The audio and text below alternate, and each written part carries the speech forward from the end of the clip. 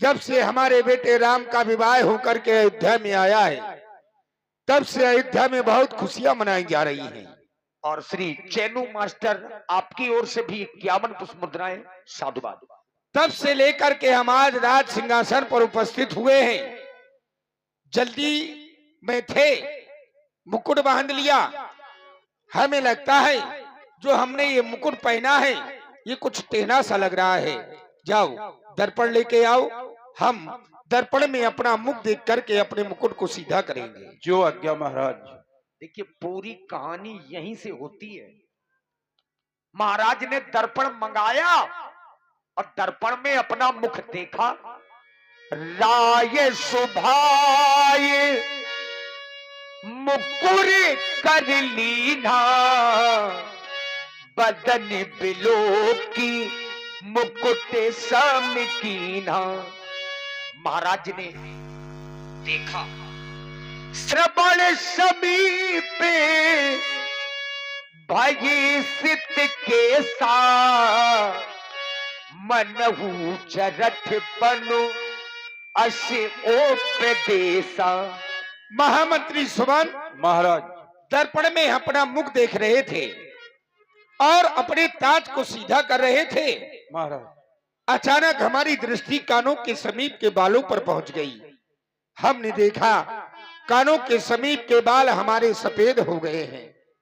श्रवण समीप भय सित केसा, मनहु जरड़ पर अस उपदेशा। ये हमें उपदेश दे रहे हैं, कह रहे हैं राजा दशरथ अब तेरा चौथापन आ गया है, अब तू बूढ़ा हो गया है। ये हमें संकेत दे रहे हैं कि अब तेरा बुढ़ापा आ गया है, अब तुम्हें राजपाट छोड़कर के श्रीमन नारायण का भजन करने के लिए वन में चला जाना चाहिए।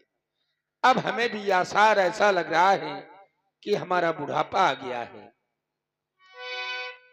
अब तो आसारी बूढ़ा पे के नजर आते हैं।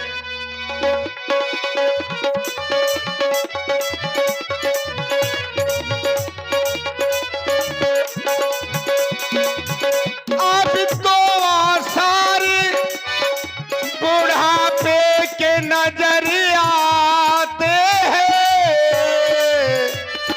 अब तो आसारी बुढ़ापे के नजर आते हैं।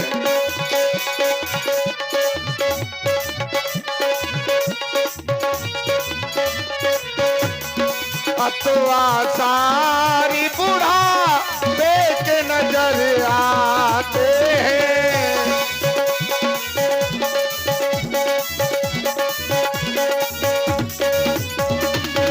क्यों स्याही गई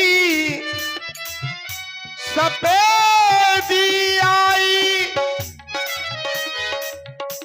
सफेदी आई, सफेदी आई। स्याही गई सफेदी आई, अब नैनों में नहीं पड़ा तो दिखाई, पड़ा तो दिखाई, हाँ पड़ा तो दिखाई।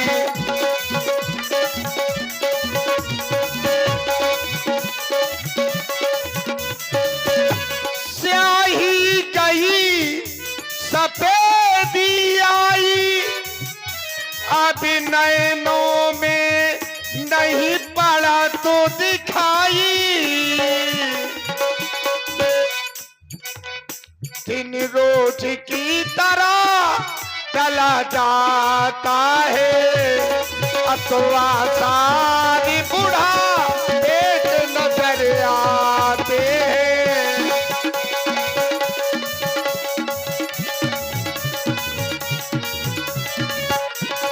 अब तो आसारों बुढ़ापे के नजर आते हैं।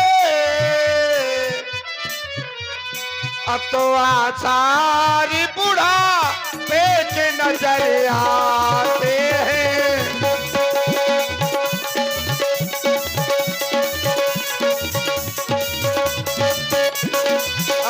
आसारी बूढ़ा देख नजर आते हैं, अब तो आसारी बूढ़ा देख नजर आते हैं। चौथापन हो गया, क्यों ना राम के अयोध्या का राजा बना दूं। यह विचार लेकर के गुरु भगवान के पास जाएंगे। आज का दरबार यहीं समाप्त किया जाए। जैसी आपकी आज्ञा। देखिए महाराज के मन में विचार आया और पहला विचार, पहली